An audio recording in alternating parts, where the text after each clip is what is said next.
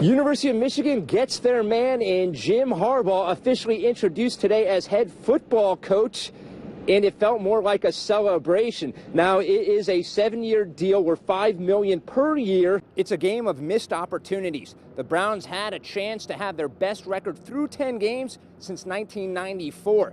Instead, the loss to the Texans drops the Browns out of first place.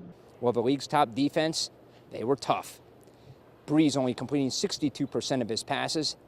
Another interception, and it was costly. It gave life to the Lions. Sure, no Calvin Johnson, but it was next man up, and they delivered. Speculation is over. University of Michigan interim athletic director Jim Hackett has officially fired head football coach Brady Hoke. Says Hoke is a great man, but gave him enough time to win.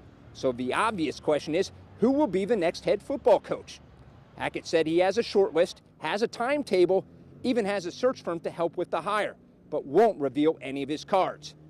We were left with more questions than answers. The Tigers have the 5th highest payroll in Major League Baseball, sent 3 reigning Cy Young Award winners to the Hill, and got swept. Nobody saw this coming. There's a lot of disappointment inside the clubhouse. And as far as next year, a lot of uncertainty. Will Max Scherzer be back? Will Torrey Hunter be back? A lot of questions remain with this team. After about a 10-year hiatus from competitive play, Kelly is back in the game, feeling those competitive juices once again, thinking pro may be a possibility. Alicia is a soft-spoken fighter with a powerful punch. Together with her coach, they are a vicious 1-2 combo, and they have Olympic gold in mind for 2016. Throw a touchdown pass, they'll cheer you on. Caught shoplifting $32.72 worth of crab legs, leaves you wondering, what's going on? Shonda, this is how it goes. I believe that we will win. Now all you got to do is get that hand in the air. Right, guys? Get that hand in the air. Add a little hop to your step. Here we go. It's that easy. Florida State needed a fantastic finish, and they got it. Jameis Winston to Kelvin Benjamin right here in this end zone. Well, Gene, I can't let you go with giving us a little taste of what we might hear on the air. Give me something. Because, I mean, we got a few days to go. Winston rolls right, he throws. It's caught, Kelvin Benjamin. Touchdown FSU. Now, what was great about the interview, if you saw behind Coach Babers, there was a mural with legends that played for the Lions. And when I asked Coach, hey, we're going to do the interview right outside your locker, he said, let's do it right here. I said, why, Coach? Why this spot? And he pointed to the wall and he said, that's my guy, Barry Sanders. So already BG making themselves at home. Dan, again, we are now 38 minutes away from kickoff. 'Tis the season for bowl games. We are about to ring in a new year. College football debuts its playoff system. Ohio State was the last team in. Buckeyes are more concerned about being the last team standing. Keeping you updated every step of the way is Dan Cummins and Jordan Strack. They are in Nolens. Boys, how's the Big Easy treating you? Reporting for the French Quarter in Nolens. I'm working on them, folks. Nolens, Dan, Nolens. Hey, looking like you guys are having a lot of fun. You mentioned Toledo. Well, they arrived today in Mobile, Alabama. No time to waste.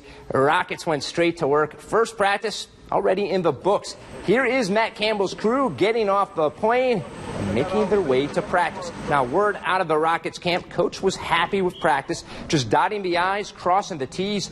Later this week, Dan and Jordan will be in town to cover the GoDaddy Bowl, but in the meantime, our sister station in Mobile caught up with the Rockets before practice.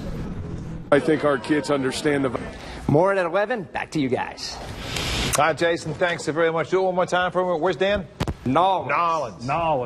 Very good. Great coverage. A lot of people are like, oh, knockout, knockout. I'm trying to hurt you, you know. I want to see the aftermath of your face. No. Don't let that pretty smile fool you. Right behind it is an uppercut that will drop you to the floor and have you ask, what just hit me? She's got skills. She's aggressive. She's hungry. You know, I'm 2 different people, like I said, and you know, when I get in the ring, like, oh, that was that girl? Yeah. And yeah, it surprises a lot of people. Do you ever hear you might get hurt?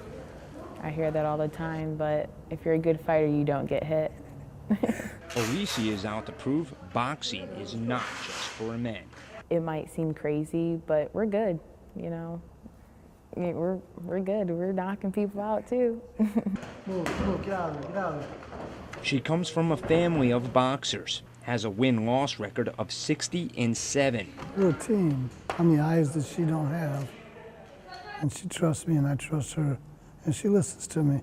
Alicia is a soft-spoken fighter with a powerful punch. Together with her coach, they are a vicious 1-2 combo. And they have Olympic gold in mind for 2016.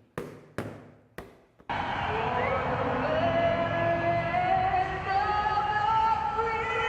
mean, it would be humbling feeling of having a gold medal from Ohio, you know, Fremont, small town. Like, I think that's awesome. Jason Hurst, T Sports.